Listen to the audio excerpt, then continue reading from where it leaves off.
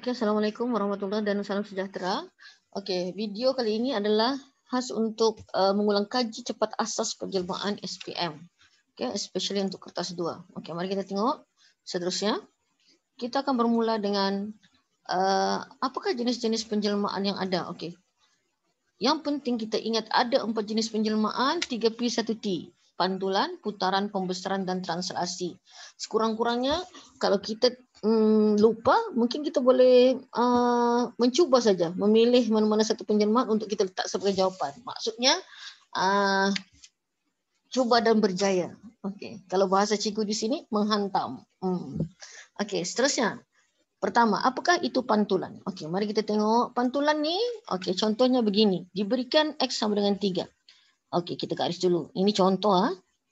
Apa yang dikatakan sebagai pantulan adalah objek ini akan pergi ke sebelah seolah-olah kita bercermin. Okey, jadi 1, 2, 1, 2. Jadi ini objek dan ini apa? Image. Okey. Contohnya ini, apakah maksud Y sama dengan X?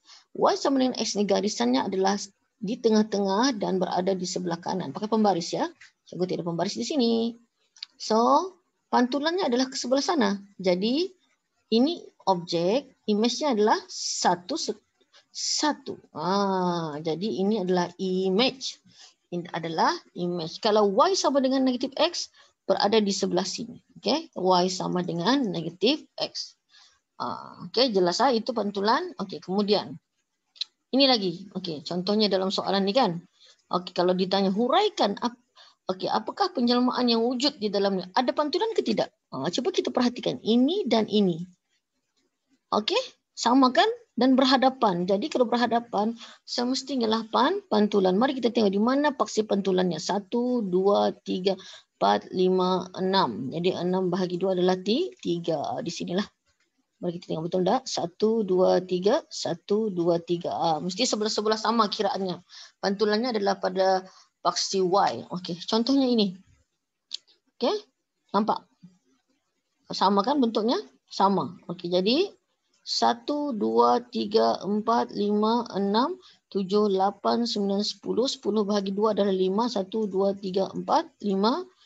So, itulah paksi pantulannya iaitu paksi X sama dengan 1. Pantulannya adalah pada paksi X sama dengan 1. Maksudnya, ia bergerak ke sebelah. Okey, itu adalah pantulan. Okey, seterusnya.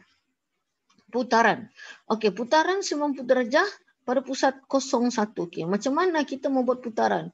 Kalau sekiranya soalan itu mudah, tidak masalah. Okey, tapi cikgu di sini menunjukkan cara untuk mendapatkan putaran. Okay? Bukan sahaja kita akan dapat 90 darjah, malahan 180, 270 pun kita akan boleh mendapatkan. Okay? Mari kita tengok kaedah yang cikgu tunjukkan di sini. Okay? Tengok bersama-sama di hadapan cikgu ini. Perkara pertama yang kita tentukan adalah pusat. Okay, di mana pusatnya? Pada pusat 01. Okay, 01. Jadi pusatnya di sini. Okey, pusatnya di situ. Sebaik-baiknya kita tandalah pusat. Okey, pusat. Okey, besar sikit pun boleh. Sekejap. Cikgu besarkan pusat. Ya. Okey.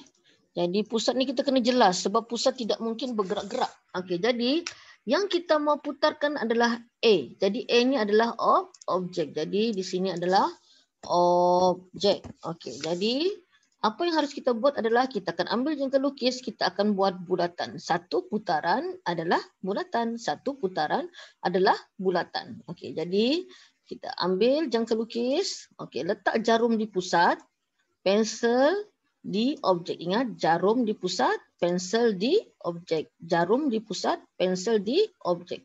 So, kita akan buat satu putaran. Okey, nampak?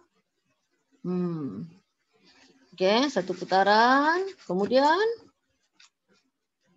kita akan cantumkan, kita akan gariskan daripada pusat ke ke objek. Jadi kita kena buat pangkah yang tepat. Jadi untuk memastikan kita dapat pangkah yang tepat, kita boleh menggunakan pembaris segitiga yang tidak pernah kamu gunakan dalam set geometri tersebut kan. Kalau kamu perhatikan. Okey. Cikgu ambil pembaris cikgu segitiga ni. Okey, cikgu bagi begini. Nampak? Kan? So kita boleh membuat pangkah yang tepat. Nampak? Begitu. Okey. Pangkah yang tepat. Jadi contoh, Jakarta sekarang ni putaran ikut arah jam ke sini kan? Jadi 90 darjah di sini jawapannya 4-0. Kalau lawan arah jam berada di sini. Okey, kalau 180 di sini jawapannya. Ikut ke lawan ke sama saja. Kalau 180.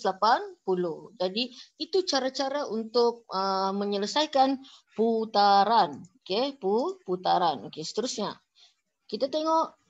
Cikgu rasa okey mungkin boleh perlu contoh yang kedua. Okey, kita gunakan contoh yang kedua. Okey, sebentar. Cikgu ambil contoh yang kedua. Okey, sebentar. Okay, mari kita tengok bersama-sama. Okey, mungkin cikgu kena tarik sikit. Gambar ajar ni ada berubah sikit. Okey. Alright. Okey, pusatnya mana? 3, -1. Okey, tentukan pusat. 3, -1. Okey, itu pusat. So, cikgu akan tulis pusat. Pusat tidak akan bergerak-gerak. Jadi, tulis pusat. Okey, kemudian ambil jangka lukis. Okey, ambil jangka lukis. Letak jarum di mana? Pusat. Pensel DC. Okey, jarum di mana? Pusat. Pensel DC. Jarum di mana? Pusat. Pensel DC. Jadi, kita akan buat satu bulatan. Putaran adalah bulatan. Putaran adalah bulatan. Ni, gitu. Okey, kemudian apa cikgu cakap tadi? Kita gariskan daripada pusat ke objek. Barulah kita melukiskan pangkah. Jadi untuk memudahkan kamu boleh menggunakan pembaris segitiga. Okey, ini pembaris segitiga cikgu. Okey. Dan kamu pun masing-masing ada pembaris segitiga. Okey. Kita bagi cun-cun mana ini. Nampak? Tepat kan 90 di situ? Okey, jadi cikgu akan buat pangkah. Okey.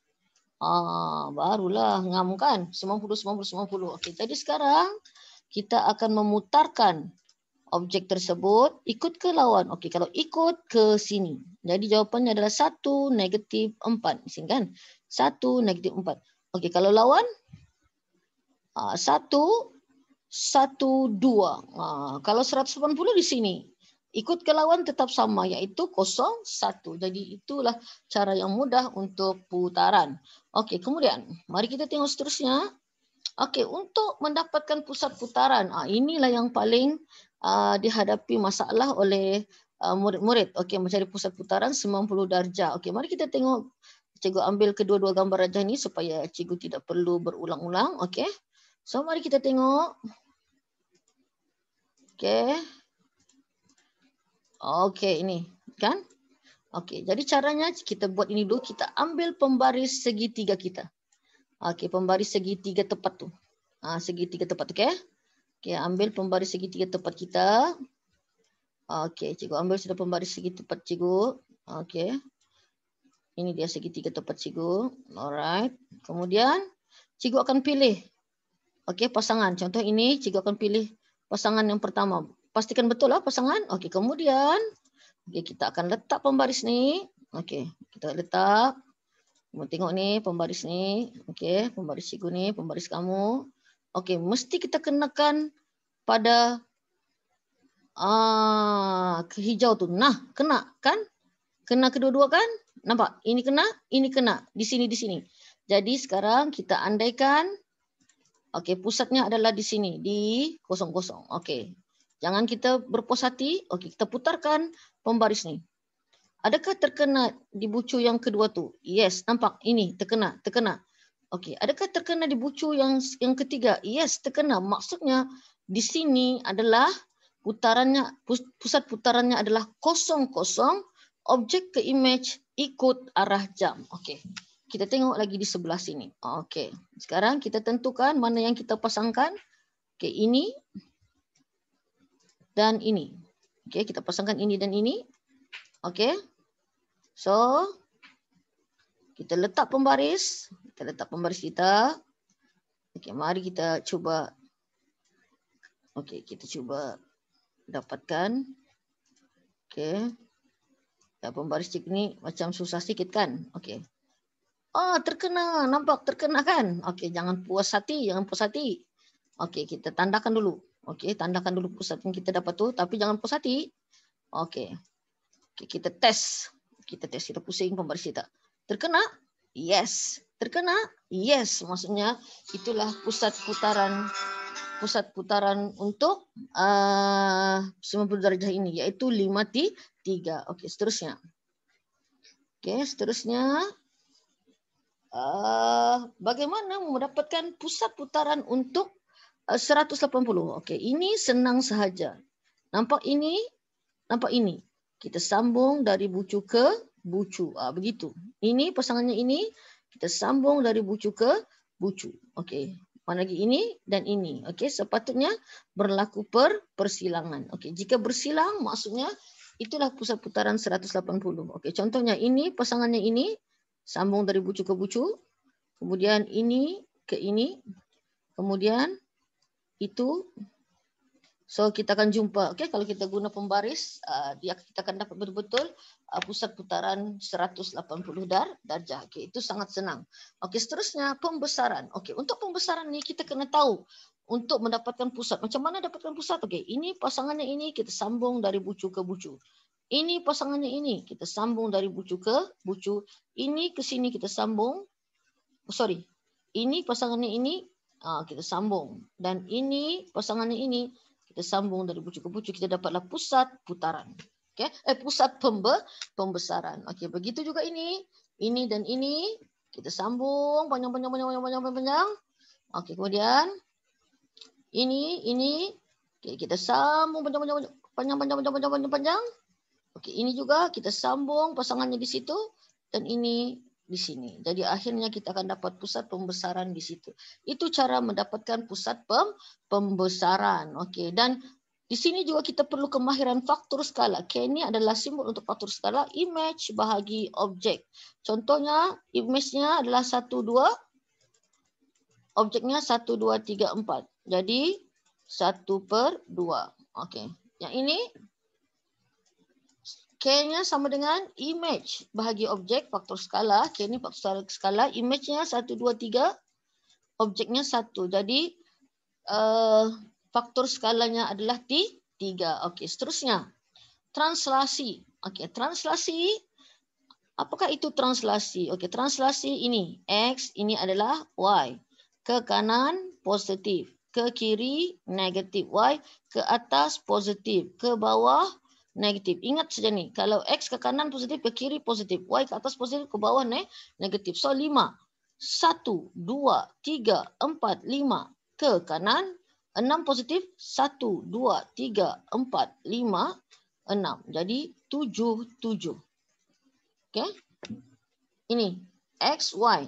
Negatif kan? Ke kiri. 1, 2, 3. Ini pun negatif, maksudnya ke bawah. 1, 2, 3. Jadi 4, 0. Okay. Begitu juga dengan di bawah ini. Ini X, ini Y, negatif. 1, 2, 3. 4 ke atas. 1, 2, 3, 4. So, negatif 5, 6. Dan yang terakhir contoh X, Y.